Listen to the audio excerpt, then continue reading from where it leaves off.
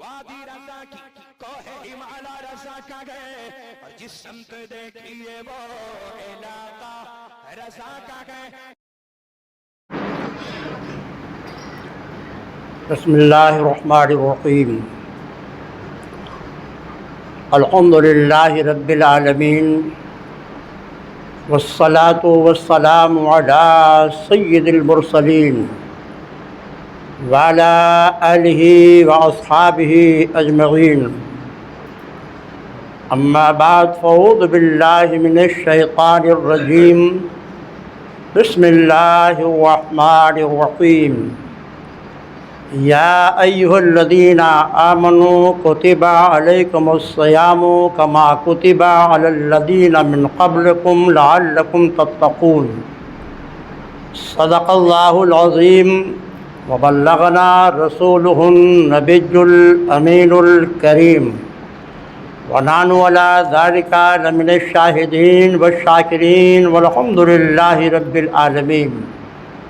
معزز سامعین، نوجوان دوستوں، عزیز بچوں، آئیے پہلے موراب مل کر آقائے دو جہاں شہنشاہ کون مکان رحمت عالم روحی فدا صلی اللہ علیہ وسلم کے بارگاہ نازم ہدیہ درود و سلام پیش کر لیں. اللہم صلی علی سیدنا مولانا محمد کما تحب ترضی بان تصلی علیہ صلاۃ و سلام علیک یا رسول اللہ صلی اللہ تعالی علیہ وسلم. معزز سامعین، گزشتہ 2 جمعہ میں عظمت قرآن اور تلاوت قرآن کے فضائل آپ سماعت فرما چکے ہیں. رمضان المبارک کے عشرہ رحمت کا آج پہلا جمعہ ہے. مختصر سے وقت میں وہ حدیثیں جو آپ ہمیشہ ماہ رمضان میں سماعت فرماتے آ رہے ہیں، دلوں میں روشنی پیدا کرنے کے لیے اور روزوں کے فضائل کو سمجھنے کے لیے ان کا اعادہ کر لیا جائے. انشاءاللہ آئندہ جمعہ کو روزے کے مسائل پر گفتگو ہوگی. عشرہ رحمت کا یہ پہلا جمعہ ہے. آقائے کائنات کا ارشاد ہے کہ رمضان کا عشر اول رحمت ہے، عشر وسط یعنی بیچ کا جو عشرہ ہے وہ مغفرت ہے، بخشش کا ہفتہ عشرہ ہے، اور جو عشر اخیرہ ہے وہ جہنم سے نجات کا عشرہ ہے. یوں تو حدیث پاک میں ہے عند کل افطار الفات فاعل عتق من النار. افطار کے وقت دعائیں رد نہیں ہوتی. افطار کے وقت 10 لاکھ جہنمی جن پر جہنم اعمال کے بنیاد پر واجب ہو چکی تھی انہیں جہنم سے آزاد کیا جاتا ہے. روزانہ افطار کے وقت 10 لاکھ جہنمی جہنم سے آزاد کیے جاتے ہیں. اور جب جمعہ کی رات آتی ہے یا جمعہ کا دن آتا ہے تو ہر لمحہ، ہر وقت، ہر سیکنڈ، ہر منٹ 10 لاکھ جہنمی جہنم سے آزاد کیے جاتے ہیں. اللہ تعالیٰ اپنے حبیب کے صدقے میں ہمیں اور آپ سب کو اپنی رحمتوں کا مستحق بنائے اور جہنم کے عذاب سے ہمیں اور آپ سب کو، ہم سب کے بال بچوں کو نجات عطا فرمائے. معزز سامعین، روزہ ہر امت پہ فرض رہا ہے. اس لیے قرآن فرماتا ہے یا ایھا الذین آمنوا کتب علیکم الصیام کما کتب علی الذین من قبلکم لعلکم تتقون. اے ایمان والو، تم پر ایسے ہی روزے فرض کیے گئے جیسے تم سے پہلے اگلی امتوں پر روزے فرض کیے گئے تھے. اور روزے کے فرض کرنے کا مقصد قرآن بیان فرماتا ہے لعلکم تتقون، تاکہ تم اللہ سے ڈرنے والے ہو جاؤ، پرہیزگار ہو جاؤ، تمہارے دلوں میں خوف الہی پیدا ہو جائے. جب سے انسان کی تاریخ ہے اس وقت سے روزہ ہے.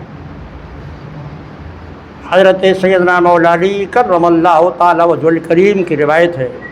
آپ ہمیشہ یہ روایت سنتے چلے آ رہے ہیں اور الحمدللہ ہماری نمازیوں میں کچھ ایسے نمازی ہیں جو اس پر ہمیشہ عمل بھی کرتے چلے آ رہے ہیں. حضرت مولا علی کرم اللہ تعالی وجہ الکریم سرکار کی بارگاہ میں دوپہر کے وقت حاضر ہوئے.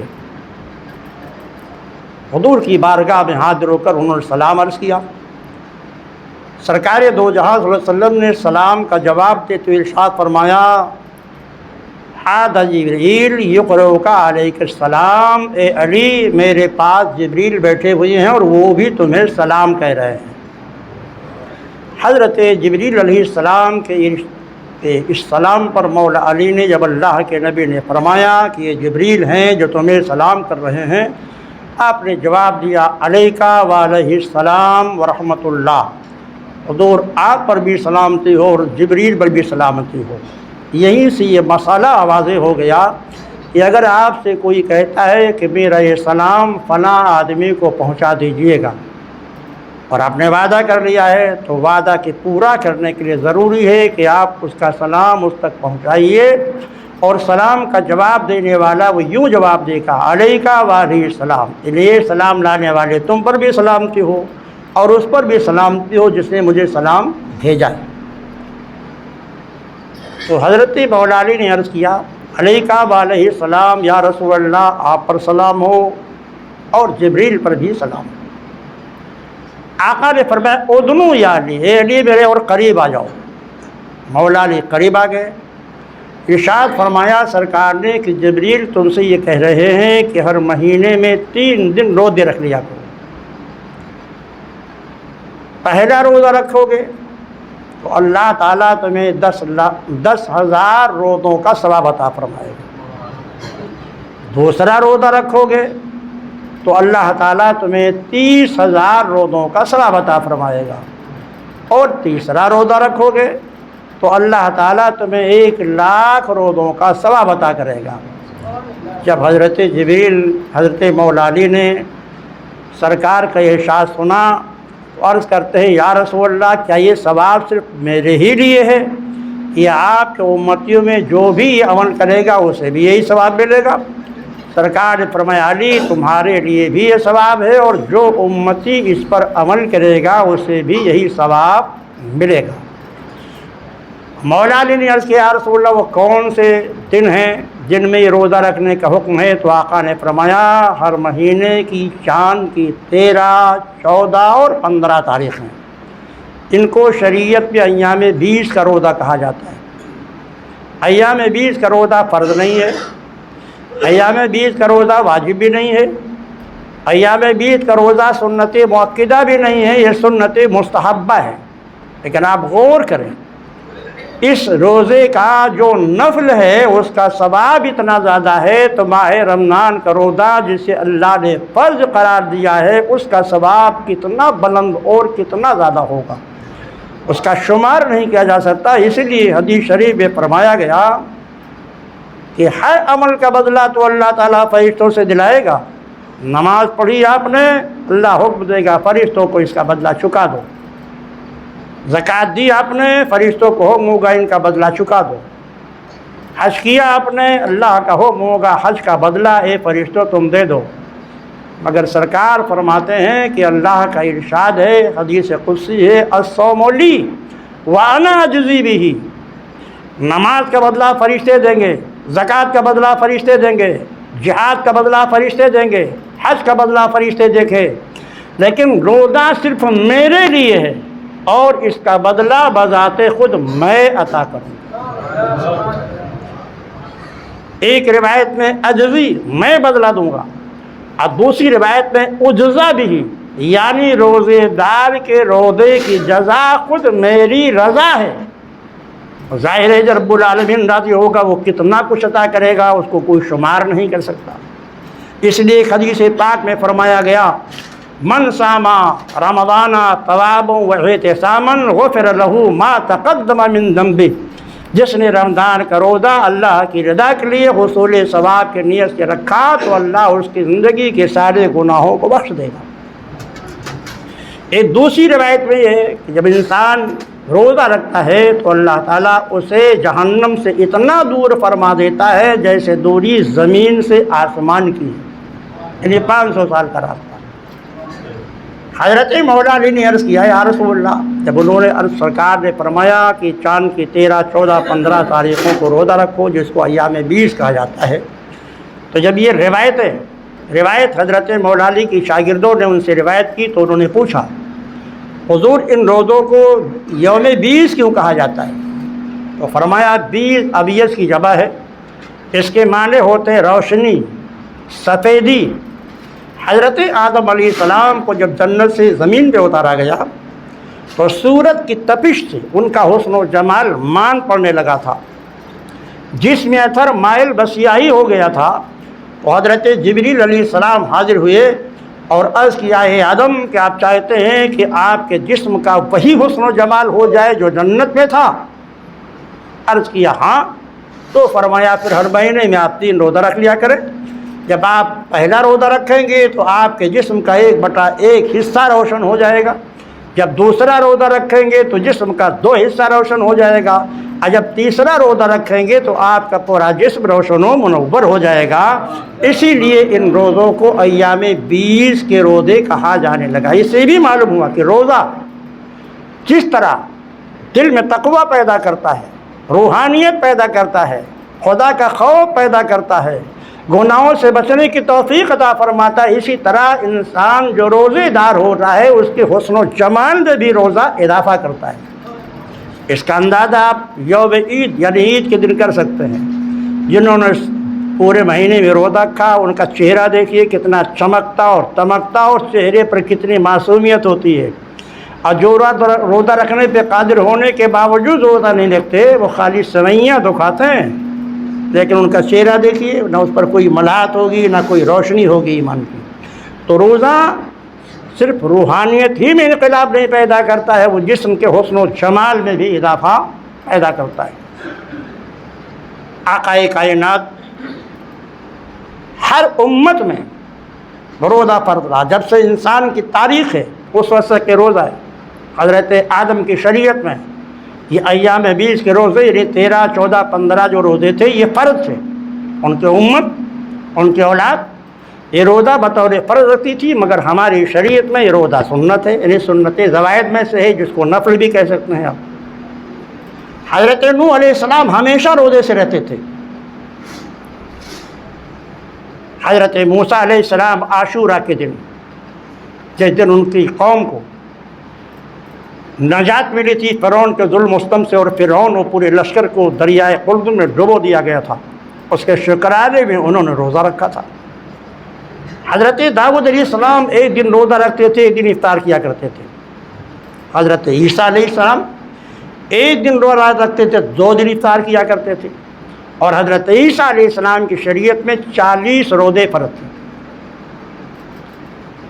پھر انہوں نے دیکھا کہ گرمی کے مہینے میں روزہ رکھنا یہ نفس پر بہت شاق ہے، تو عیسائیوں نے روزے کو اپنی مرضی سے موسم بہار میں منتقل کر دیا، جب نہ بہت گرمی رہے نہ بہت ٹھنڈک رہے۔ لیکن اس کفارے میں کہ ہم نے روزے کو اس کے جگہ سے ہٹا دیا، مزید 10 روزے کا انہوں نے اضافہ کر لیا تاکہ اس کا کفارہ ہو جائے۔ پھر اس زمانے کا ایک شہنشاہ تھا، وہ بیمار ہوا تو اس نے منت مانی کہ اگر میں اس بیماری سے شفا پا گیا تو میں مزید 10 دن روزے بڑھا دوں گا۔ اور اس طرح جب اس کو شفا مل گئی تو بجائے 10 روزوں کے اس نے مزید روزوں کا اضافہ کر دیا، اور اس طرح ان کے ہاں یہ روزہ بڑھتا چلا گیا۔ لیکن ہماری شریعت میں شوال کے مہینے میں، شوال کی 10 تاریخ تھی، دوسری ہجری تھی،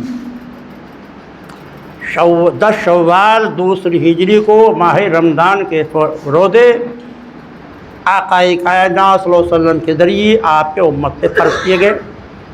اس سے پہلے ہماری شریعت میں بھی عاشورہ کا روزہ فرض تھا، لیکن جب ماہ رمضان کے روزے فرض ہوئے تو آقا نے اعلان فرما دیا کہ اب اللہ نے تمہارے اوپر ماہ رمضان کے روزے فرض کر دیے ہیں، عاشورہ کا روزہ تمہارے نفل ہے، جو چاہے رکھے جو چاہے افطار کرے۔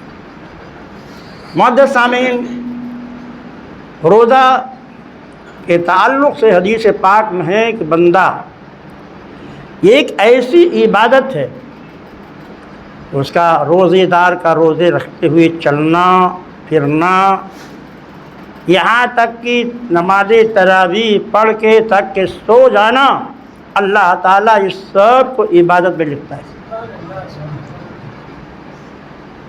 مچھلیاں پانی کی سطح پر روزے دار کے مغفرت کی دعا کرتی ہیں۔ حدیث پاک میں ہے کہ سرکار دو عالم صلی اللہ علیہ وسلم نے شعبان کی 29ویں تاریخ کو صحابہ کو جمع کر کے ماہ رمضان کے عظمت و فضیلت کے تعلق سے بڑا ایک طویل خطبہ ارشاد فرمایا، جس کے راوی حضرت سلمان فارسی رضی اللہ تعالیٰ عنہ وغیرہ ہے۔ حضور نے ارشاد فرمایا، صحابہ تم پر ایسا مہینہ جلوہ گر ہونے والا ہے جس کی ایک رات 1000 ماہ کے عبادت سے بہتر ہے، یعنی شب قدر جس رات میں قرآن نازل ہوا، اس پر آپ پوری تقریر سماعت فرما چکے ہیں۔ آقا نے فرمایا کہ اس میں ایک ایسی رات ہے جس کی عبادت 1000 مہینے سے بہتر ہے۔ راتوں کو اللہ نے قیام اور دن میں روزے رکھنے تمہارے لیے ضروری قرار دیے، یہ نماز تراویح کا حکم دیا ہے اور روزہ رکھنے کا حکم دیا ہے۔ اس مہینے میں اگر کسی شخص نے کسی روزے دار کا روزہ کھلوا دیا تو پروردگار عالم اپنے کرم سے اسے مکمل ایک روزے کا ثواب عطا فرمائے گا، بغیر اس کے کہ روزہ رکھنے والے کے ثواب میں کوئی کمی پیدا ہو۔ صحابہ نے عرض کیا، رسول اللہ اگر ہم میں سے کسی کے پاس استطاعت نہیں ہو کہ کسی روزے دار کو پیٹ بھر کھانا کھلا سکے، تو آقا نے ارشاد فرمایا کہ اگر ایک کھجور سے یا ایک گھونٹ پانی سے یا ایک پیالے دودھ سے تم نے کسی روزے دار کا روزہ کھلوا دیا تو اللہ تعالیٰ تمہیں یہی ثواب عطا فرمائے، اور اگر کسی روزے دار کو پیٹ بھر کھانا کھلا دیا تو میدان محشر کے ہوش ربا وقت میں اللہ تمہیں حوض کوثر سے سیراب کرے گا کہ پورے میدان محشر میں تمہیں پیاس نہیں لگے گی۔ ایک دوسری حدیث پاک میں سرکار نے یہ بھی فرمایا، روزے دار کا افطار کرانے والے کے گناہوں کی اللہ تبارک و تعالیٰ مغفرت فرما دیتا ہے۔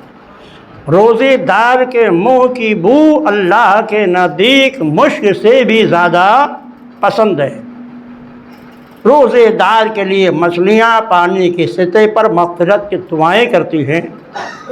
جنت پوری سال روزے داروں کے لیے سنواری جاتی ہے، اور جب ماہ رمضان آتا ہے تو اللہ ارشاد فرماتا ہے کہ میرے بندے روزے کی مشقتیں برداشت کر کے بہت جلد یہ جنت تیرے پاس آنے والے ہیں۔ ایک دوسری حدیث پاک میں یہ بھی ارشاد فرمایا گیا کہ افطار کے وقت اسے جہنم سے آزاد کر دیا جاتا ہے جو کسی روزے دار کے روزے کو کھلوائے۔ ہر وقت ہر لمحہ اس مہینے میں اللہ کی رحمتیں برکتیں مغفرتیں جھوم کر بندوں پہ برستی رہتی ہیں۔ اب یہ ہمارے اوپر ہے کہ ہم اس کی رحمتوں اور برکتوں اور مغفرتوں کو اپنے دامن میں کتنا سمیٹ لیتے ہیں۔ ہم جس قدر نیک کام کریں گے اتنا ہی ہمارے اعمال میں نیکیوں کا اضافہ ہوگا۔ پروردگار عالم اس ماہ مقدس کی عظمت کے مطابق ہمیں روزہ اور روزے داروں کے خدمت کی توفیق عطا فرمائے، روزہ رکھنے کی توفیق عطا فرمائے۔ معزز سامعین، کچھ ہی ایسے لوگ ہیں جن کو شریعت نے روزہ نہ رکھنے کی رخصت دی ہے۔ اگر وہ روزہ نہیں رکھتے تو ان پر کوئی گناہ نہیں ہے۔ عورت کا حید و نفاس سے پاک ہونا ضروری ہے روزے کے لیے۔ اگر عورت نے رات سے روزے کی نیت کر لی اور عصر کے وقت اسے خون حیض آ گیا تو اس کا روزہ ختم ہو گیا، اب اسے روزہ توڑ دینا چاہیے۔ نہیں توڑے گی جب بھی اس کا روزہ نہیں ہوگا، اس لیے کہ عورت کا حید و نفاس سے پاک ہونا روزے کے لیے شرط ہے۔ پھر شریعت نے انہیں یہ رخصت دیا ہے کہ ایام حیض میں وہ روزہ نہ رکھیں، اور جب وہ روزے سے حیض سے پاک ہو جائے، ماہ رمضان گزر جائے تو ان روزوں کی وہ قضا کر لے، جیسا کہ حضرت عائشہ رضی اللہ تعالیٰ عنہ کی روایت ہے کہ آقا کائنات صلی اللہ علیہ وسلم ماہ شعبان میں کثرت سے روزے رکھتے تھے، تو ہم عورتوں کے جو روزے ایام کی وجہ سے قضا ہو جاتے تھے وہ اسی مہینے میں ہم لوگ پورا کر لیا کرتے تھے۔ تو ایسی عورتیں جن کو حیض و نفاس ہے اس حالت میں روزہ رکھنا جائز ہی نہیں ہے، گناہ ہوگا۔ ایسا شخص جو حالت سفر میں ہے، شریعت میں مسافر اسے کہا جاتا ہے جو 93 کلومیٹر کے فاصلے سے اپنے گھر سے کسی مقصد کے لیے نکلے، کم سے کم 57.5 میل یعنی 93 کلومیٹر کے ارادے سے آدمی کے گھر سے نکلتا ہے تو وہ شرعی مسافر ہے۔ شریعت مطہرہ نے اسے رخصت دی ہے کہ وہ چاہے روزہ رکھے اور چاہے روزہ نہ رکھے۔ ہاں، روزہ رکھنا افضل ہے اگر اسے سفر میں کوئی مشقت نہیں ہوتی ہے تو، لیکن اگر وہ روزہ نہیں رکھتا ہے سفر شرعی کی بنیاد پر تو جتنے ایام سفر میں گزریں گے ماہ رمضان کے بعد ان روزوں کی وہ قضا کرے گا۔ ایسی عورت جو حالت حمل میں ہے، ماہر ڈاکٹر نے کہہ دیا ہے کہ اگر آپ روزہ رکھیں گی تو زچہ یا بچہ کی جان کا خطرہ ہے، کمزور ہیں آپ، پیدائش کے وقت آپ کی یا بچے کی جان جا سکتی ہے، تو ایسی حاملہ عورت کو بھی افطار کرنے کی شریعت نے اجازت دی ہے۔ وہ بعد میں بچہ کے پیدائش کے بعد ان روزوں کی قضا کر لے جو ایام حمل میں اس کے روزے چھوٹ گئے۔ ایسی عورت جو بچے کو دودھ پلا رہی ہے، روزہ رکھتی ہے، دودھ سوکھ جاتا ہے، بچہ بھوک سے بے-تاب ہوتا ہے، شوہر میں اتنی قدرت نہیں ہے کہ باہر سے وہ دودھ خرید کر اسے پلا سکے، تو ایسی عورت کو بھی روزہ نہ رکھنے کی رخصت ہے۔ جو روزے اس حالت کے چھوٹ جائیں گے جب رضاعت ختم ہوگی تو اس کے بعد میں وہ قضا کرے گی۔ ایک بوڑھی عورت جو عمر کے اس منزل تک پہنچ چکے ہوں جن کو فقہی اصطلاح میں شیخ فانی اور شیخ فانیہ کہا جاتا ہے، جن کو ہر گھنٹے 2 گھنٹے کے بعد کچھ کھانے کی ضرورت ہے بچوں کی طرح، اس کے لیے فقہاء نے 70 سال کی عمر کی قید لگائی ہے، لیکن مجدد اعظم سیدنا امام رضا محدث بریلوی نے تمام فقہاء اسلام کے اقوال کی روشنی میں فیصلہ کیا کہ عمر کی کوئی قید نہیں ہے۔ وہ اگر بڑھاپے میں اتنا کمزور ہے کہ روزہ نہیں رکھ سکتا تو اسے افطار کرنے کی اجازت ہے۔ اگر وہ 80 سال کا بھی ہے مگر جسم میں قوت ہے، طاقت ہے، روزہ رکھ سکتا ہے تو اسے رخصت نہیں ہوگی روزہ نہ رکھنے کی۔ لیکن اگر وہ 70 سال کا ہے مگر اتنا کمزور ہے، اتنا ضعیف ہے کہ روزہ اس کے لیے مضر ہے تو اسے افطار کی اجازت ہوگی۔ ایسے مرد عورت کو شیخ فانی فانیہ کہا جاتا ہے، ان کے لیے شریعت میں یہ حکم ہے کہ بجائے روزہ رکھنے کہ وہ فدیہ ادا کرے روزے کا۔ اب روزے کا فدیہ کیا ہے؟ یا تو ایک غریب مسکین کو صبح شام پیٹ بھر آپ کھانا کھلاتے رہیں، روزے کا فدیہ ادا ہوتا رہے گا، یعنی 3 دن 30 روزوں کے بدلے میں 30 مسکینوں کو صبح شام پیٹ بھر ایک دن کھلاتے رہیے، روزے کا فدیہ ادا ہو گیا۔ اگر آپ کھانا نہیں کھلا سکتے، آپ کے پاس اس کے وسائل نہیں ہیں، تو جو ایک روزے کا جو صدقہ فطر بنتا ہے 2 کلو 45 گرام یا اس کی قیمت، ہر روزے کے بدلے میں اتنا پیسہ کسی غریب و مسکین کو دے دیجیے۔ ابھی میں نے جو کل بھاؤ معلوم کرایا ہے بازار سے، میڈیم سائز کا جو گیہوں ہوتا ہے، گیہوں 22 روپے میں بھی ہے، 28 روپے میں بھی ہے، 32 میں بھی ہے، 35 میں بھی ہے۔ 28 روپے جو میڈیم سائز عام طور سے گیہوں دستیاب ہے اس کے حساب سے صدقہ فطر بنتا ہے 56 روپے۔ ایک آدمی کا صدقہ فطر 56 روپے بنے گا، تو ایک روزے کا فدیہ 56 روپے بنے گا۔ اس طرح اگر کوئی شیخ فانی یا شیخ فانیہ روزہ نہیں رکھتے تو 30 دن کے روزوں کے 1620 روپے بنتے ہیں، یہ وہ فدیہ ادا کر دے تاکہ عند اللہ وہ مجرم و خطا کار نہ سمجھے جائیں۔